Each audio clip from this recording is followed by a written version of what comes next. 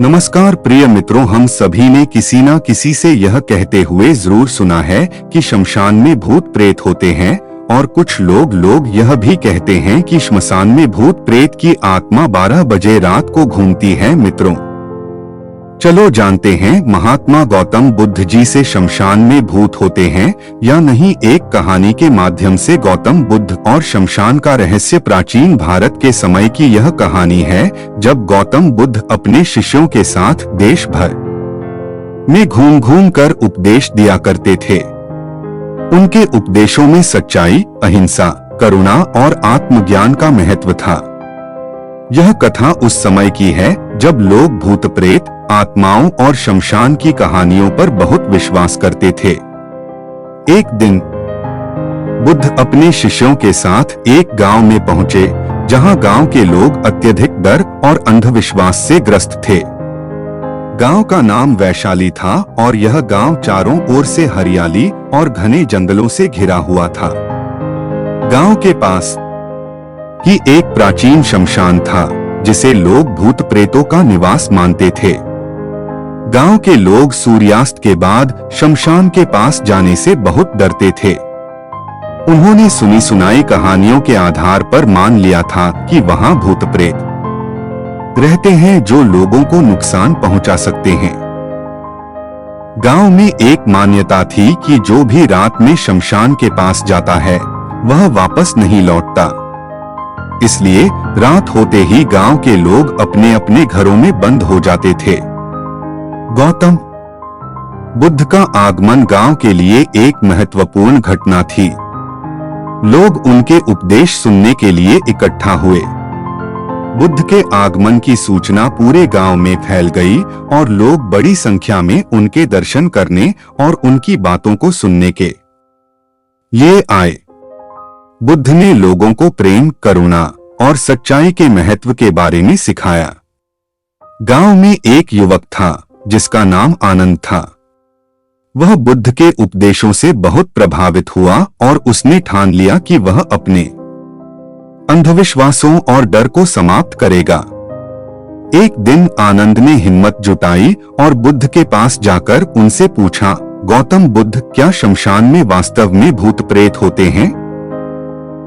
बुद्ध मुस्कुराए और बोले, आनंद, भूत प्रेत हमारे अपने मन की उपज हैं। जब हम अज्ञानता और अंधविश्वास में जीते हैं तब हमें हर जगह भूत प्रेत दिखाई देते हैं। सच्चाई यह है कि शमशान में कोई भूत नहीं होते। केवल हमारे अपने डर और भ्रांतियां ही हमें भूतों का आभास कराती हैं।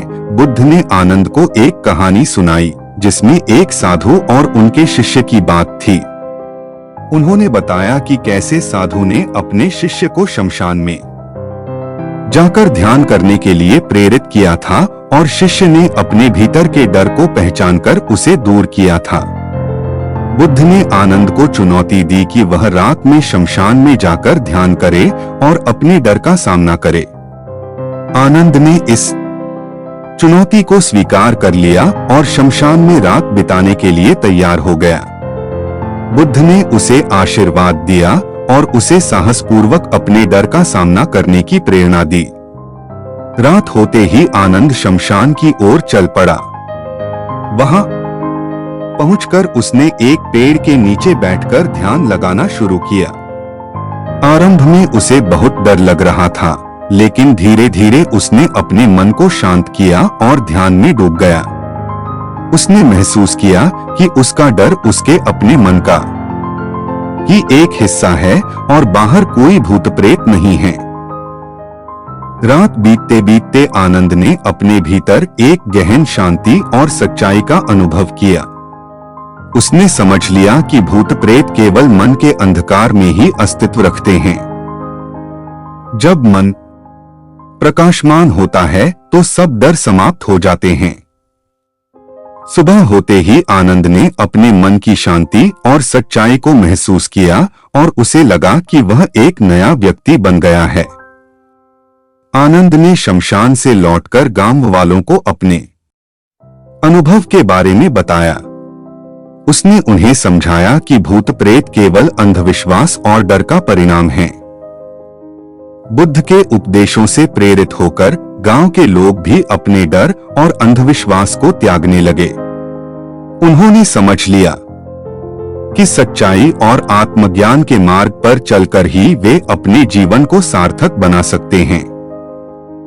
गौतम बुद्ध के उपदेशों ने गांव के लोगों को अंधविश्वास और डर से मुक्त किया। आनंद का अनुभव एक उदाहरण बन गया और लोगों ने समझ लिया कि शमशान में कोई भूत नहीं होते, केवल हमारे अपने मन के भूत होते हैं। बुद्ध के मार्गदर्शन में गांव के लोग प्रेम, करुणा और सच्चाई के मार्ग पर चलने लगे और उनके जीवन में शांति और आनंद लौट आया। इस प्रकार गौतम बुद्ध ने एक बार फिर सिद्ध किया कि सच्चाई और आत्मज्ञान से ही सभी अंधकार मिटाए जा सकते हैं और हमें अपने डर और भ्रांतियों से मुक्त होकर एक सार्थक और शांतिपूर्ण जीवन जीना चाहिए। सारांश: इस कहानी से हमें यह सीखने को मिलता है कि भूत प्रेत, आत्माएं और अंधविश्वास हमारे मन की उपज हैं। सच्चाई, आत्मज्ञान और करुणा के मार्ग पर चलकर ही हम अपने डर और भ्रांतियों से मुक्त हो सकते हैं। गौतम बुद्ध के उपदेश हमें यह समझने की प्रेरणा देते हैं कि असली भूत हमारे अपने मन के भीतर होते हैं और हमें अपने मन को शुद्ध और शांत रखना चाहिए। इस विस्तारित कहानी में गौतम बुद्ध के उपदेशों और उनके शिक्षाओं के माध्यम से बताया गया है कि कैसे हम अपने डर और अंधविश्वास को पहचानकर उनसे मुक्त हो सकते हैं। यह कथा सच्चाई, आत्मज्ञान और शांति के महत्व को दर्शाती है। गौतम बुद्ध की कहानियों में हमें कई महत्वपूर्ण सीख मिलती हैं। यहाँ एक और कहानी प्रस्तुत है जो यह दर्शाती है कि शमशान में भूत होते हैं या नहीं। क्या शमशान में भूत होते हैं? एक बार की बात है, एक गांव में एक महिला रहती थी। उसका पति अचानक बीमार हो गया और जल्द ही उसकी मृत्यु हो गई। महिला बहुत दुखी थी और उसकी आत्मा को शांति दिलाने के लिए उसने कई मंदिरों में पूजा अर्चना की, परंतु उसे संतोष नहीं मिला।